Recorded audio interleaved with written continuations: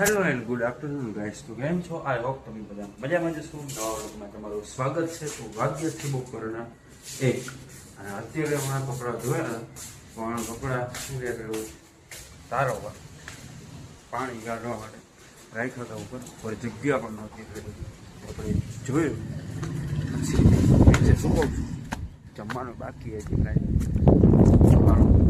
આ જો ફૂલ છે બધું.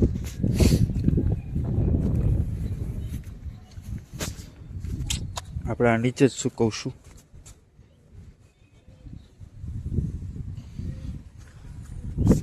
છે ધોયા ભાઈ ખાલી ટી શર્ટ ને એવું પેન્ટ તો પહેલાં ધોઈને ખા ટી શર્ટ ને એવું ધોવાનું હતું.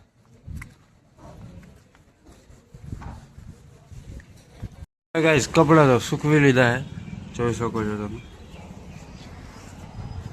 કે હવે જમવા જઈએ રૂમમાં પૂછી લઈએ કે ભાઈ જમવાનું બાકી એ લોકોને રોટી વાગી જશે ભૂખ પર લાગી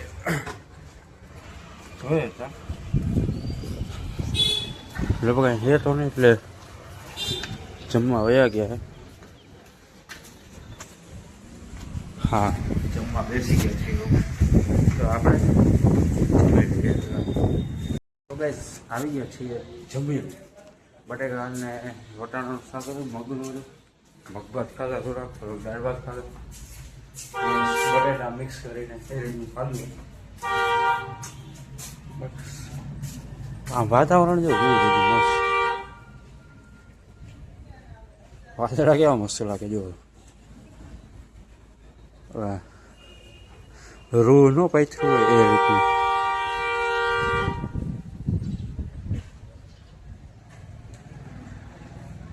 તો ગાઈસ અત્યારે વાગ્યા છે 8:30 છે.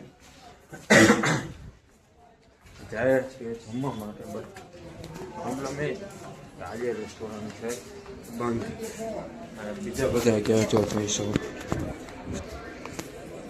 આ લોકો હમણાં મેરડીમાન મંદિરે જવાના હે. આવે જ છે અહીંયા જમવા દ્વારકેશમાં. ઓલી તો બંધ હતી. ચાલો મેચ ચાલુ હે.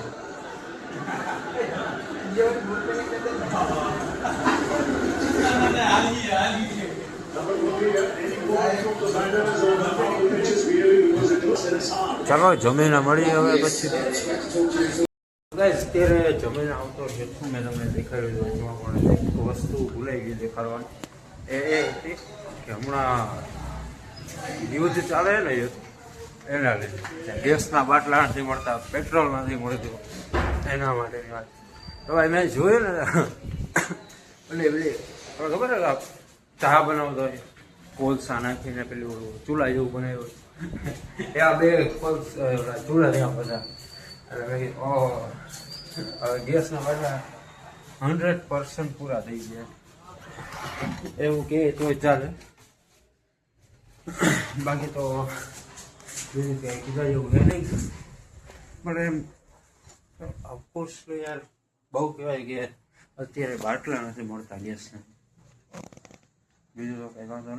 હાલો ભાઈ ભાઈ રાત્રે ભાઈ ઉતારી ભાઈ અત્યારે ભાઈ વાગ્યા તો 9 અને ભાઈ જો આવી ગયા ટીટીવાળા.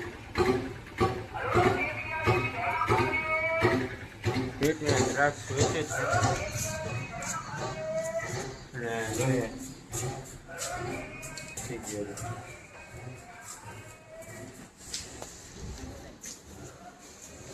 રામભાઈ લેસન કરે શું કે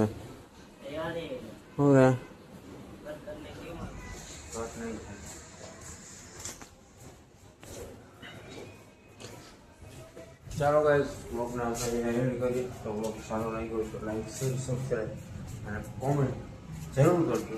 મળીએ નવા બ્લોગમાં.